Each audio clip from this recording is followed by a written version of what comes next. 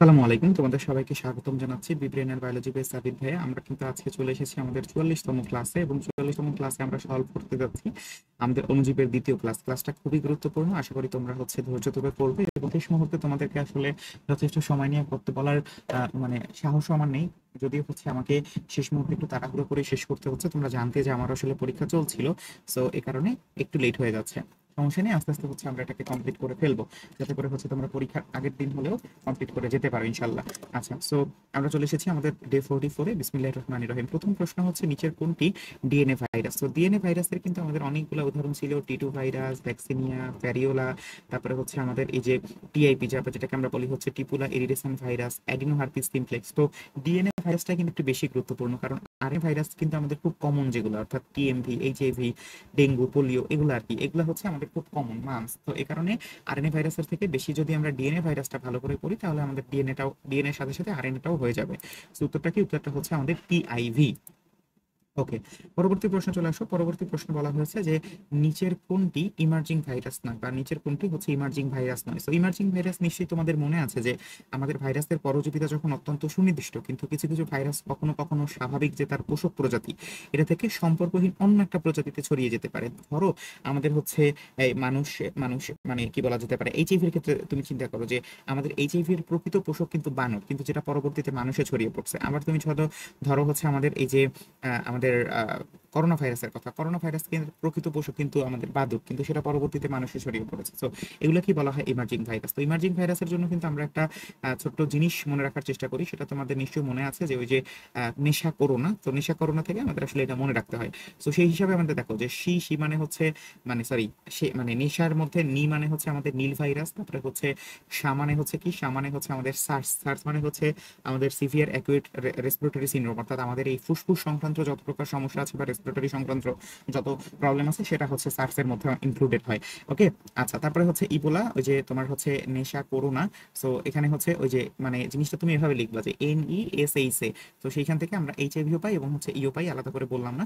So বাকি থাকে আমাদের হেপাটাইটিস, এটা আমাদের এটার মধ্যে ইনক্লুডেড না। সো এই কারণে ইমার্জিং ভাইরাস নয় কোনটি?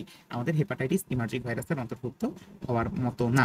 আচ্ছা, এরপর দেখো যে নিচের কোনটি ভাইরাস জনিত জ্বর না? এটা আসলে তাকালে আমরা বুঝতে পারবো, কারণ ডেঙ্গু জ্বর, চিকুনগুনিয়া জ্বর, ইনফ্লুয়েঞ্জা জ্বর সবগুলো কিন্তু ভাইরাস জনিত, এবং এগুলো মশকির মাধ্যমে আমাদের আসলে হয়ে হয়ে থাকে। বাট একটু যদি আমরা চিন্তা করি, একটু যদি চিন্তা করি আমাদের টাইফয়েড জ্বরের ক্ষেত্রে, তো টাইফয়েড স্যালমোনেলা টাইফির মাধ্যমে হয়ে থাকে। সো অবভিয়াসলি আমাদের স্যালমোনেলা টাইফি একটা ব্যাকটেরিয়া। সো এই কারণে কি এটার মধ্যে ইনক্লুড হবে না।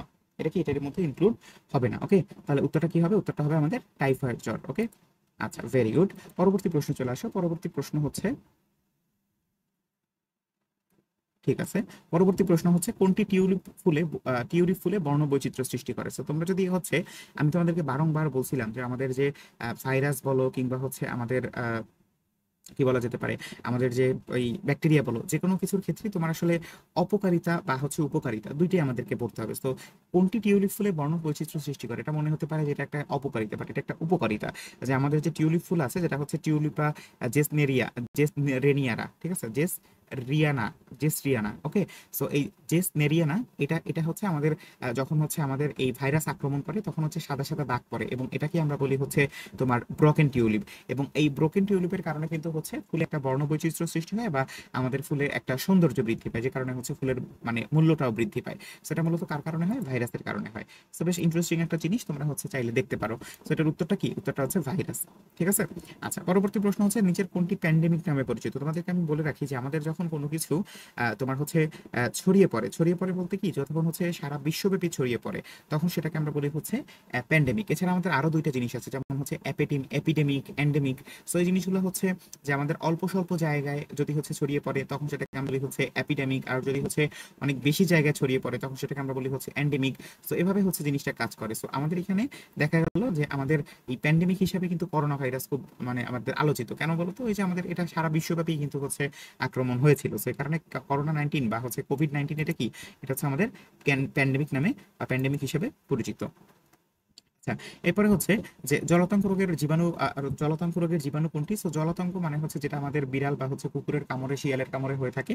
সো সেটা কি? সেটা হচ্ছে আমাদের র্যাবিস ভাইরাস। সেটা কি? সেটা হচ্ছে আমাদের র্যাবিস ভাইরাস। তো তোমাদের হচ্ছে একটা চার্ট আমি পড়তে বলছিলাম, সেখান থেকে পড়লেই কিন্তু হচ্ছে তুমি এটা অনেক ইজিলি কমপ্লিট করতে পারবে।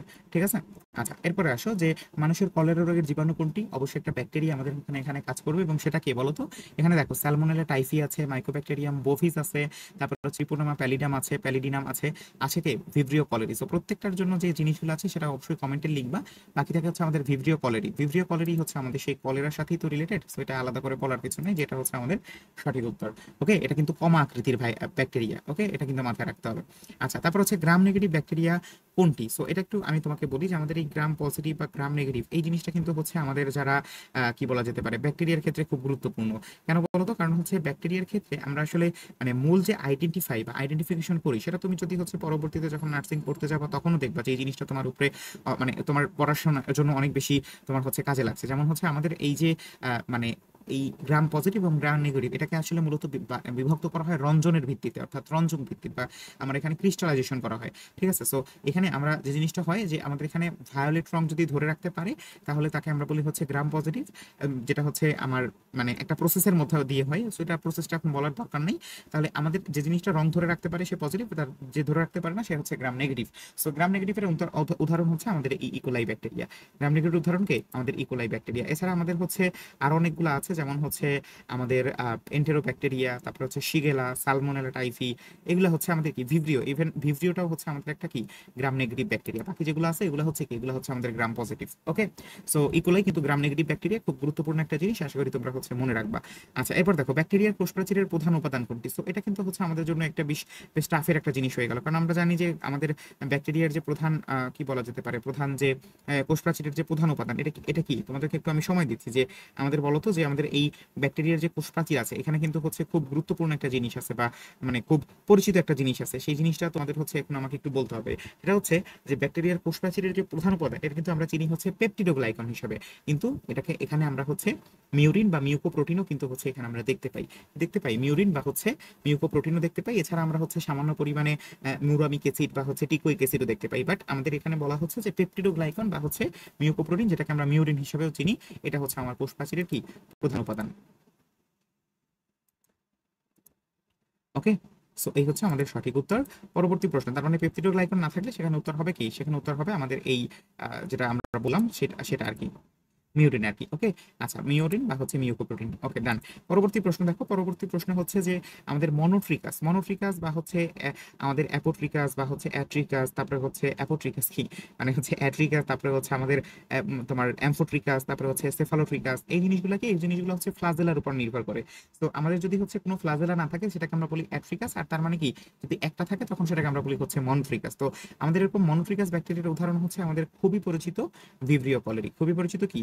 ভিব্রিও কলেরি একই সাথে হচ্ছে আমার কলেরা রোগের জন্য দায়ী। আবার হচ্ছে আমাদের এই যে কমাকৃতির ভাইরাস, আবার হচ্ছে আমরা বলতে পারি যে এটা একটা গ্রাম নেগেটিভ ভাইরাস, আবার কি মনোট্রিকাস ব্যাকটেরিয়ার উদাহরণ হচ্ছে আমাদের ভিব্রিও কলেরি। এটা তোমাদের একদম প্রথম দিকে আমি বলে রাখছিলাম যে একটু তোমরা যদি এরকম আগে থেকে আইডেন্টিফাই করে রাখো নির্দিষ্ট দু একটা জিনিস, যেমন হচ্ছে আমাদের এই যে ভিব্রিও কলেরি, স্যালমোনেলা টাইফি, তারপরে হচ্ছে আমাদের সিউডোমোনাস এরিগিনোসা, এই জিনিসগুলো কিন্তু হচ্ছে খুব কমন, যেগুলো হচ্ছে বিভিন্ন ধরনের জায়গায় পাওয়া যায়, উদাহরণ হিসাবে পরীক্ষায় এসে থাকে।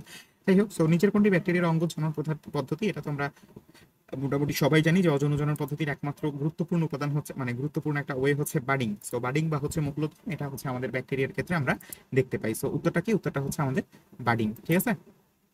ওকে, ভেরি গুড। পরবর্তী প্রশ্ন চলে আসো। পরবর্তী প্রশ্নে বলা হয়েছে যে অক্সিজেনের নির্ভরশীলতা অনুসারে ব্যাকটেরিয়া কয় প্রকার? আমরা কিন্তু এটা মোটামুটি সবাই জেনে থাকবো যে আমাদের যে মানে অক্সিজেনের নির্ভরশীলতা, অক্সিজেন যদি নির্ভরশীল হয় অ্যারোবিক, আর যদি নির্ভরশীল না হয় তাহলে অ্যানারোবিক। এটার মধ্যে আবার অনেক ভাগ আছে, বাট এটাকে আমরা প্রথমত দুইটা ভাগই ভাগ করি, নির্ভরশীল আর হচ্ছে নির্ভরশীল নয় বা হচ্ছে অনির্ভরশীল। ওকে, আচ্ছা, পরবর্তী প্রশ্ন দেখো যে নাইট্রোজেন সংবন্ধন করে কোনটি? এটা হচ্ছে একদম মুখস্থ করে রাখো, অ্যাজোব্যাক্টার, সিউডোমোনাস, ক্লস্ট্রিডিয়াম। এটা হচ্ছে আমাদের এই যে ব্যাকটেরিয়ার উপকারিতার মধ্যে তুমি হচ্ছে দেখতে পাবা যে এই জিনিসগুলো হচ্ছে আমাদের আসলে মাটির উর্বরতা বৃদ্ধি করে। সো নাইট্রোজেন সংবন্ধনকারী অ্যাজোব্যাক্টার, সিউডোমোনাস, ক্লস্ট্রিডিয়াম, অর্থাৎ কি? অর্থাৎ হচ্ছে সবগুলো আমার এখানে সঠিক উত্তর। ওকে, পরবর্তী প্রশ্ন দেখো, বলা হয়েছে কি যে কোন গাছ থেকে ম্যালেরিয়ার ঔষধ প্রস্তুত করা হয়। সো খুব সম্প্রতি হচ্ছে আমি ওইটা পড়ছি তোমাদের সাথে। সো এটার উত্তরটা হচ্ছে আমাদের সিনকোনা। সিনকোনা থেকে আমরা হচ্ছে মূলত আমাদের যে ম্যালেরিয়ার ঔষধ, এই ঔষধটা আমরা হচ্ছে প্রস্তুত করে থাকি, এবং এটা কিন্তু হচ্ছে আমাদের জন্য প্রযোজ্য আর কি। যে আমাদের যখন এই সিনকোনা বা হচ্ছে আমাদের এই কি বলা যেতে পারে, যে আমাদের এই সিনকোনা এখান থেকেই হচ্ছে আমাদের মানে কুইনাইন ম্যালেরিয়ার যে নিরাময় বা হচ্ছে মানে কুইনাইন ম্যালেরিয়া নিরাময় না, মানে হচ্ছে আমাদের যে ম্যালেরিয়া নিরাময়ের জন্য যে কুইনাইন, এই জিনিসটা হচ্ছে তৈরি করা হয় আমাদের এই সিনকোনা থেকে। তাহলে আমরা বলতে পারি যে সিনকোনা এটা কি, এটা হচ্ছে আমাদের ম্যালেরিয়া মানে ম্যালেরিয়ার জন্য বা হচ্ছে আমাদের কুইনাইন মানে হচ্ছে ম্যালেরিয়া এটা নির্মূল করার জন্য আমাদের হচ্ছে এই সিনকোনা গাছ থেকে এটাকে প্রস্তুত করা হয়। ওকে, তো ম্যালেরিয়া ওষুধ কোন গাছ থেকে প্রস্তুত করা হয়, বোঝা যাচ্ছে সিনকোনা থেকে। কোত্থেকে? সিনকোনা থেকে, ঠিক আছে। আচ্ছা, ভেরি গুড। পরবর্তী প্রশ্ন দেখো যে মশকের লালা গ্রন্থিতে ম্যালেরিয়ার জীবাণুর কোন দশা পাওয়া যায়। এটাও আমি খুব সম্প্রতি তোমাদের সাথে পড়ে ফেলছি, আমার পরীক্ষার জন্য পড়তে হয়েছিল। সেটা হচ্ছে আমাদের স্পোরোজয়েড। একদম প্রথমে যখন হচ্ছে আমার লালা গ্রন্থিতে ম্যালেরিয়া, অর্থাৎ আমাদের মশকি যখন আমাদের কামড় দেয় বা হচ্ছে বাইট করে, তখন কিন্তু আসলে তার মানে তার শরীর থেকে আমরা মূলত স্পোরোজয়েডটা পাই, এবং সেই স্পোরোজয়েডটাই হচ্ছে আমরা মূলত আমাদের এই রাক্ষসীদের হচ্ছে আমরা মানে লালা গ্রন্থিতে পেয়ে থাকি। সো স্পোরোজয়েড হচ্ছে আমাদের সঠিক উৎস। এটাই হচ্ছে পরবর্তীতে বিভিন্ন ধরনের বিষয় আশায় গিয়ে পৌঁছায়, এবং হচ্ছে তারপরে হচ্ছে আমরা আমাদের শরীরে আক্রান্ত হয়, এবং পরবর্তীতে আমরা সিনকোনা গাছের ঔষধ খেয়ে তারপরে হচ্ছে এটাকে আমরা মানে সমস্যার সমাধান করি। ওকে, আচ্ছা, পরবর্তী প্রশ্ন দেখো যে কোন পরজীবী দ্বারা ম্যালিগন্যান্ট ম্যালেরিয়া হয়। সো ম্যালিগন্যান্ট ম্যালেরিয়া হবে কোনটা দ্বারা, এটা হচ্ছে কিন্তু খুব ভালো একটা প্রশ্ন। এটা হচ্ছে আমাদের প্লাজমোডিয়াম ফ্যালসিপারাম। আমাদের প্লাজমোডিয়াম ফ্যালসিপারাম দ্বারা আমাদের হচ্ছে এই ম্যালিগন্যান্ট ব্যাকটেরিয়া মানে ম্যালিগন্যান্ট ম্যালেরিয়াটা হয়ে থাকে। ম্যালিগন্যান্ট ব্যাকটেরিয়া মানে ম্যালিগন্যান্ট ব্যাকটেরিয়া বারবার হয়ে যাচ্ছে, আমার হচ্ছে একটু জেরোস্টোমিয়া লাগতেছে, যে কারণে হচ্ছে তোমার কথা দু একটা মানে এদিক ওদিক হয়ে যেতে পারে। আশা করি তোমরা স্বাভাবিকভাবে দেখছো। সো এই ম্যালিগন্যান্ট ম্যালেরিয়া এটা হচ্ছে মূলত কার মাধ্যমে হয়, এটা হচ্ছে প্লাজমোডিয়াম ফ্যালসিপারামের মাধ্যমে। কার মাধ্যমে?